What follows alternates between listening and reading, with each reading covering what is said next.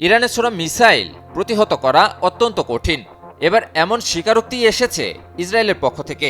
Israel কি তবে শেষ পর্যন্ত বুঝতে পারল ইরানের মিসাইল ঠিক কতটা শক্তিশালী? ইরানের বিরুদ্ধে মার্কিন ইসরায়েলি আগ্রাসনের পর থেকেই দেশ দুটির বিরুদ্ধে মিসাইল তাণ্ডব চালিয়ে যাচ্ছে ইরান। ইরানের মিসাইল যেন ইসরায়েলের আকাশে দুঃস্বপ্ন হয়ে হানা দিচ্ছে। এবার কি তবে উচিত শিক্ষা পেল নেতানিয়াহুর দেশটি?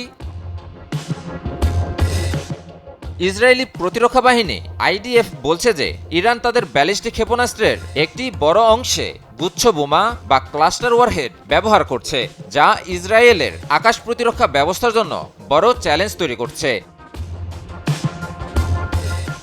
ইসরায়েলি প্রতিরক্ষা বাহিনীর এক বিশেষ মূল্যায়নে বলা হয়, ইরান এই প্রযুক্তি ব্যবহার করে যুদ্ধক্ষেত্রে তাদের আক্রমণের ধ্বংসাত্মক ক্ষমতা বহুগুণ বাড়িয়ে দিচ্ছে।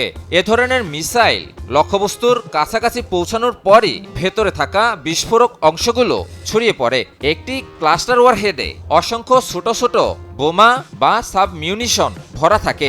এটি আধুনিক আকাশ প্রতিরক্ষা ব্যবস্থাকে ফাঁকি দিতে সক্ষম, ফলে বিস্তীর্ণ এলাকা জুড়ে ধ্বংসযজ্ঞ চালাতে সক্ষম এসব ক্লাস্টার মিসাইল।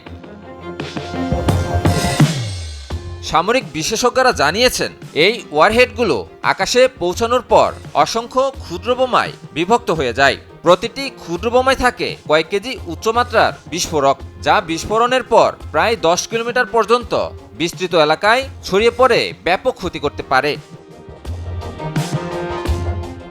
ইসরায়েলের হোম ফ্রন্ট কমান্ডের তথ্য অনুযায়ী ইরান কেবল সামরিক ঘাঁটি নয়, বরং জনবসতিপূর্ণ এলাকা এবং গুরুত্বপূর্ণ অবকাঠামোকেও লক্ষ্যবস্তু করছে।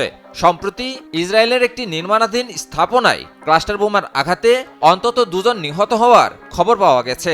এছাড়াও কয়েকটি স্থানে বড় ধরনের ক্ষয়ক্ষতির ঘটনা ঘটেছে। ইসরায়েলি পর্যবেক্ষণে আরও বলা হয়, ইরান বর্তমানে একযোগে বিপুল সংখ্যক মিসাইল নিক্ষেপ না করে তুলনামূলক কম সংখ্যক কিন্তু শক্তিশালী মিসাইল ব্যবহার করছে। বিশ্লেষকদের ধারণা, সীমিত সংখ্যক হামলাতেই সর্বোচ্চ ধ্বংসযজ্ঞ চালানোর কৌশল নিয়েছে তেহরান।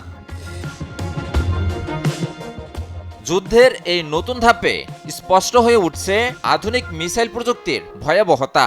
আকাশে প্রতিরোধের দেয়াল যতই শক্তিশালী হোক, একটি মিসাইল ভেঙে যখন অসংখ্য বিস্ফোরকে ছড়িয়ে পড়ে, তখন পুরো আকাশটাই যেন হয়ে ওঠে অদৃশ্য বিপদের ক্ষেত্র।